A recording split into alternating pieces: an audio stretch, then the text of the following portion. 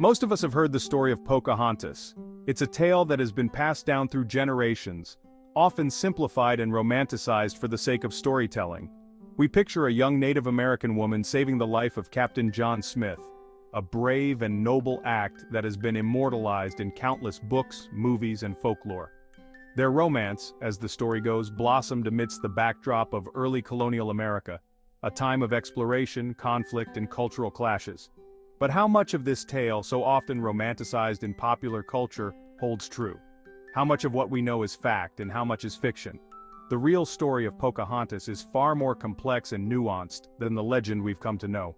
It's a narrative filled with political intrigue, cultural exchanges, and personal struggles. It's a story of cultural exchange, political maneuvering, and the resilience of a young woman navigating a world in turmoil. Pocahontas was not just a figure of romance but a key player in the early interactions between Native Americans and European settlers. This essay delves into the historical record, peeling back layers of myth to uncover the true story of Pocahontas. We will examine the primary sources, the accounts of those who knew her, and the interpretations of historians who have studied her life in detail.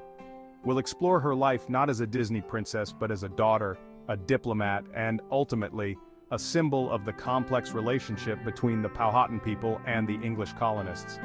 Her story is one of bravery, intelligence, and adaptability, offering a richer and more accurate portrayal of her contributions and legacy. Born around 1596, Pocahontas was given the childhood name Amanute. This name, Amanute, was used in formal settings and carried significant cultural meaning within her community. Pocahontas was more of a nickname, meaning playful one or little wanton, reflecting her spirited nature. This nickname captured her lively and curious personality, traits that would later play a crucial role in her interactions with the English settlers. Her father, Wahunsunakak, was the powerful paramount chief of the Powhatan Confederacy, a collection of Algonquin-speaking tribes in the Tidewater region of Virginia. As the leader of over 30 tribes, Wahunsunakak wielded immense influence and power, shaping the political landscape of the region. Pocahontas grew up in Werowocomoco, the principal residence of her father. This village was not just a home but a center of governance and culture, where important decisions affecting the Confederacy were made. It was a bustling village, strategically located on the north side of the York River, serving as the political and spiritual center of the Powhatan chiefdom.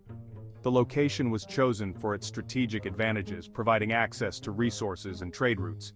Here, Pocahontas would have learned the customs and traditions of her people, gaining an understanding of the natural world and her role within the intricate web of Powhatan society. She would have been taught essential skills, such as farming, foraging, and the spiritual practices that connected her people to the land. While her early life remains shrouded in the mists of time, we can piece together fragments of her story from historical accounts and archaeological evidence, revealing a young woman far more complex than the simplistic narratives often presented. These pieces of evidence help us understand the rich cultural heritage she was a part of, and the significant role she played in the early interactions between Native Americans and European settlers. As the daughter of the paramount chief, Pocahontas held a privileged position within Powhatan society. However, her life was not one of idle luxury. She would have actively contributed to the community, learning essential skills such as farming, foraging, and crafting. Life in Werowocomoco was intricately connected to the rhythms of nature. The Powhatan people relied heavily on agriculture, cultivating crops like corn, beans, and squash. They also fished the abundant rivers and hunted in the surrounding forests. Pocahontas would have grown up surrounded by a strong sense of community and spirituality. The Powhatan people believed in a spiritual world intertwined with their own, honoring a pantheon of deities who governed various aspects of life, death, and the natural world. The arrival of English colonists at Jamestown in 1607 dramatically altered the course of Pocahontas's life. This marked the beginning of a new era, not just for Pocahontas, but for the entire Powhatan Confederacy. The settlers, seeking new opportunities and resources, were unaware of the profound impact their presence would have on the indigenous people. The colonists, led by Captain John Smith, established their settlement within the heart of the Powhatan Confederacy, setting the stage for a complex and often fraught relationship between the two groups. The Powhatan people, under the leadership of Chief Powhatan, were initially wary of these newcomers, whose intentions were unclear and whose presence was uninvited. Accounts of Pocahontas's interactions with the Jamestown colonists vary. Some describe her as a curious and friendly young girl, while others portray her as a strategic diplomat.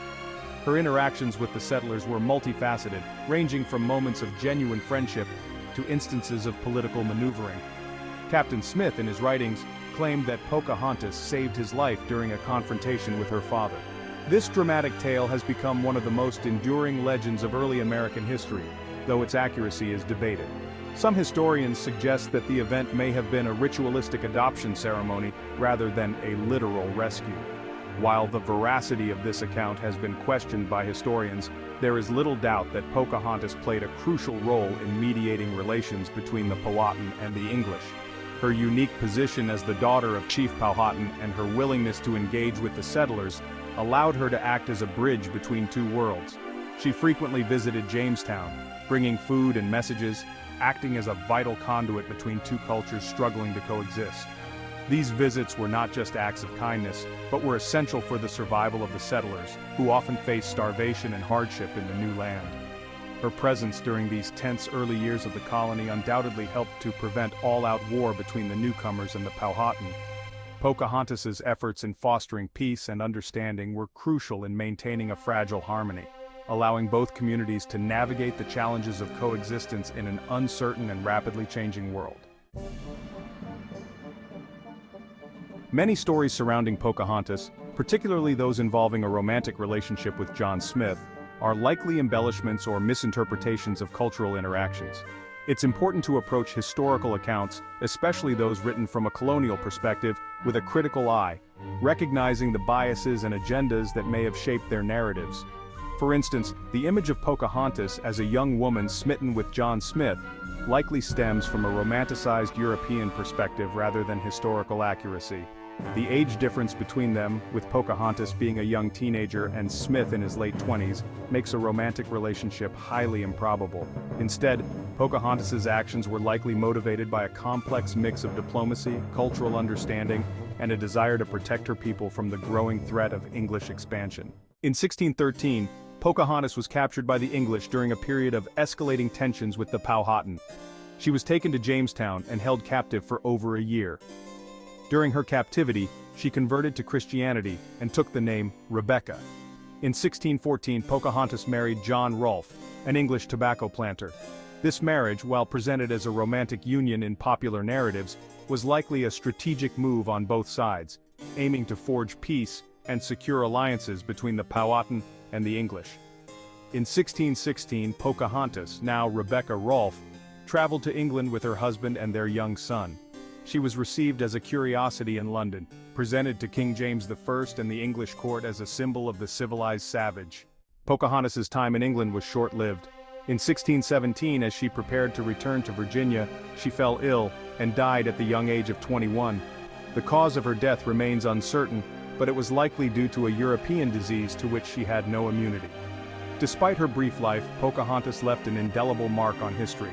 Her story, though often distorted and romanticized, became a powerful symbol of the encounter between Native Americans and European colonists. However, it is crucial to move beyond the romanticized narratives and recognize her story as a tragic example of the complexities and injustices that marked the early colonial period. Pocahontas was a real historical figure, not a fictional character. Her story serves as a poignant reminder of the importance of historical accuracy and the need to engage critically with the narratives we inherit. By delving into the true story of Pocahontas, we gain a deeper understanding of the early colonial period, the clash of cultures, and the resilience of indigenous peoples in the face of immense challenges. More than just a legend, Pocahontas's story encourages us to confront the complexities of history, to challenge romanticized narratives, and to recognize the humanity and agency of individuals often relegated to the margins of historical accounts. What are your thoughts on the true story of Pocahontas? Share your comments below and let's continue the conversation about this remarkable historical figure. If you found this exploration of Pocahontas' life insightful, please like and share this essay to help others uncover the truth behind the legend. Don't forget to subscribe for more content exploring the hidden corners of history.